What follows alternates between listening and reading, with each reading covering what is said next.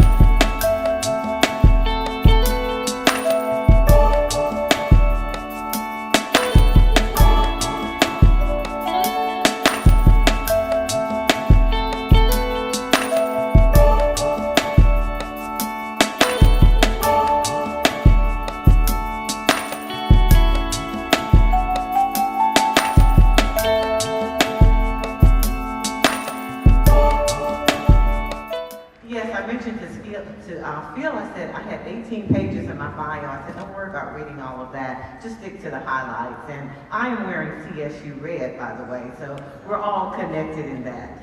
But I am very humbled and honored to be here today to see you. And I was asked to give thanks, just to say a few moments about what thanks is. So I did a little Google search, as we all did, and thanks is kindly or grateful thoughts, gratitude. And you don't have to raise your hand, but is anyone in here today thankful? Several of you did raise your hand. Thank you. And so one of the things that I am thankful for today is I'm thankful for life, health, and strength, because it could have been the other way. I'm thankful to work for a company that supports diversity. I'm thankful to work in a city where we have vision for diversity, as echoed by our mayor, as echoed by this great institution. Can we just give thanks and celebrate Columbus State University?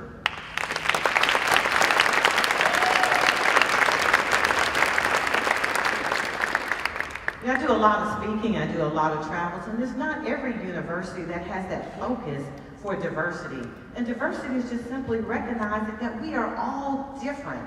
And that's a great thing. So I'm very thankful that we have the opportunity today to hear from a great speaker, to eat a great meal, to hear great music, and to celebrate those who are receiving those awards. But also during this time of giving thanks, there are people who have lost their lives.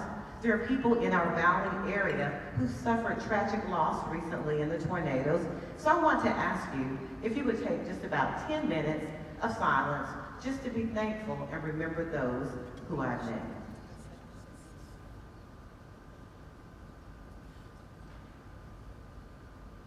Thank you, and enjoy the evening. And now we're talking to Janika Williams, who is the program director of this wonderful diversity forum. Thank you so much for your time. Thank you for having me. We're excited to have you all here. Absolutely. From my understanding, you have been spearheading this for about 7 years? That is correct, 7 years. I love it. It's a great opportunity for all community students, faculty, staff to come and learn more about diversity. Absolutely. I love the fact that how CSU have embraced diversity, and so many students from all around the world attends here as well. That's correct. We have a very large international population, and just CSU as a whole, student and staff population are very diverse. So tell us tonight, for those that have never been, because that's why I wanted to be able to highlight it so the community can see what's here, the resources and what CSU is doing here regarding diversity help everyone to understand what this two-day program is going to be about. Sure. The Diversity Forum, again, is a two-part series. The first starting with Legacy Celebration, where we celebrate leaders in the community, students, faculty, staff that are diversity champions, advocates for diversity. They go out in the community and talk about various topics within diversity. So we're celebrating them tonight for just taking that time and effort to go forth in that area. Second is the Diversity Conference, which is one of my favorite parts of the forum. It's a great opportunity to put the practice to work. Oftentimes we hear diversity, it becomes a cliche, it's a trend, but you don't really learn about the things that you can for tools, for development, just overall interaction. And sometimes when big things happen in the community, we hide and we say, you know, that person is a bad, but how about let's train and educate them so that they can grow and elevate. So that is what we're doing tomorrow for the Diversity Conference. So two parts, one to celebrate and then one to educate. Wow, and it just shows how even the students that attend here, they are really being well equipped for the world. Yes. Sometimes people look at diversity in a bubble of black and white or gender equity, but it's really bigger than that. If we can teach all of our participants that diversity is the big picture of interacting with others, that may be different, that may be similar, just understanding one another. It's everywhere, it's in every field. Diversity is not just in one segmented area. So our goal here at CSU is to equip our students with that knowledge, equip our faculty and staff with that as well. Oh, wow. And then tonight is the awards. Many will be receiving awards here, and also you have a lovely dinner. Yes, so tonight is the dinner. We're celebrating about 13 winners. We have Eric Diggins, who's one of our highlighted speakers. He will also be with us tomorrow for the conference as a one-on-one breakout. So we're just excited. We're celebrating tonight. We're enjoying one another, building community and allies. Absolutely. Well, thank you so much. Thank you so much for having me. Wonderful individual, and Thank so you. inspiring as well. I love this. Thank you so Will much. there be students being honored tonight? Yes, as well? there are several students that are on the docket to be celebrated, but then also I'd like to celebrate our diversity peer educators. There's about 13, 14 students on campus that are doing diversity trainings every day, developing programs for the campus. They are the true heroes of our campus and just going out for advocacy. I love it. I love it. Our community champions. And tonight we're seeing it here at the Diversity Forum here at Columbus State University. You're watching Street Talk. And now we're talking to the guest speaker for tonight, Eric Diggins. Thank you so much for your time. We wanted to catch you before you went up to speak. Thank you. Let everyone know where you're from. Okay, I work out of St. Petersburg, Florida, but I work for National Public Radio, and people can hear me all over the country. That's what I heard. I heard a lot of great things about you. Well, we appreciate that. You know, public radio is a resource for the public. We try to be mindful of diversity. We try to reflect the nation's diversity in our programming. That's why we thought it was important to be involved with an event like this.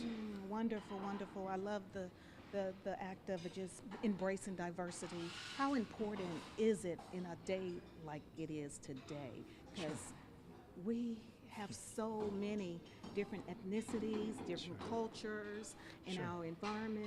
Let us know that. Sure. Well, I mean, America is a nation where its strength has always been in its diversity. And we have some people, I think, who've come to the fore in the social conversation who challenge that notion. And so it's important for us to challenge that right back and to constantly stress, improve, and talk about how important diversity is in America and how it's the building blocks for the success of the country. And I'm constantly making that case in my book. I wrote a book called Race Baiter, How the Media Wields Dangerous Words to Divide a Nation. And it talks a little bit about how some media outlets use prejudice and stereotypes to divide us. And it gives some recommendations for how people can fight that and how people can overcome that and how they can recognize it when they're watching a piece of media, when they're hearing something on the radio, when they see something online. You can recognize the tactics of division and sort of sidestep it or overcome it or push back against it. And then I've translated that into a speech, and I'm taking it to different schools across the country just to enlighten people about how some media outlets are trying to manipulate them and encourage this idea that somehow diversity isn't important. And we know it is. Exactly. And all we have to do is sort of push back and remind people how important it is and how crucial it is to the success and the future of the country.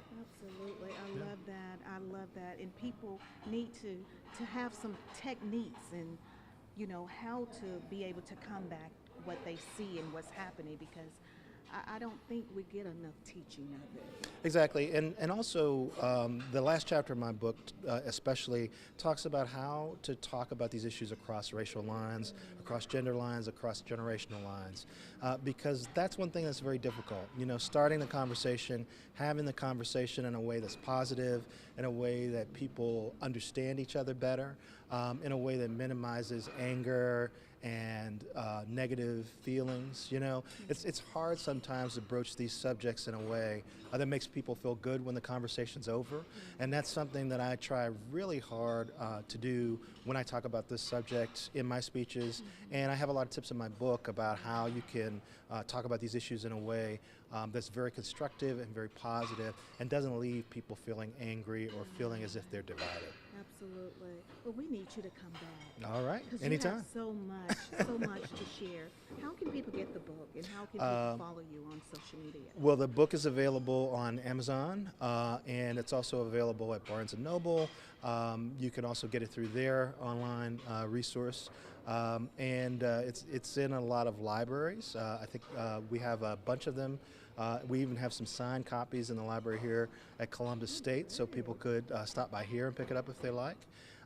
And you can find me on Twitter at Deggans, Deggans, and you can also find me on the NPR website at npr.org. Absolutely. I think I've heard you. I've heard you. Okay. I've heard you on the radio. All right, I like it. I like it. Thank you so much, and welcome to Columbus. All right, thank you very much. You're watching Street Talk. There is no way we could leave here without us acknowledging this great group of people right here. You see the food that has been served here tonight? It is from Columbus State University Catering Department. Did you know that? No, I didn't know that, but now you know. Sue Yost, you're the director over catering. Yes, ma'am. I did not know this.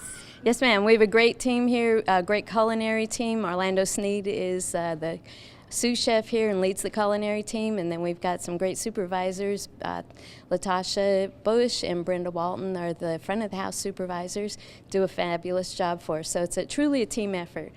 Not one individual. Everybody has to work together. That's why I wanted the whole team here. Yes, ma'am. Well, is this service available for others in the community? Yes, ma'am. Absolutely. We're here for anybody that needs a catering. We've done events from as small as 15 at someone's home to art exhibits. We do a lot down at weddings all over the place. Yes, ma'am. Anniversary parties, reunions, church parties. So, yes, ma'am. Wow. I love it. Thank you so much. My pleasure. And the food looked delicious too. Well, thank you, and thank the team, truly. Absolutely. Thank you all. And the hospitality and their professionalism is just to the roof. You're watching Street Talk. Thank you so much for tuning in to today's show. We've enjoyed you coming in with us here at Columbus State University. Also, we want to thank CSU for allowing us to come in and highlight this annual event. So, you can never miss another one. So continue to support what's happening here. We all should be embracing diversity because, again, we live in a community and in a world that has various cultures, various ethnicity, but remember, we're all one. That's the big thing we need to remember. So thank you for tuning in. You've been watching Street Talk with Loretta Rose here on CTV.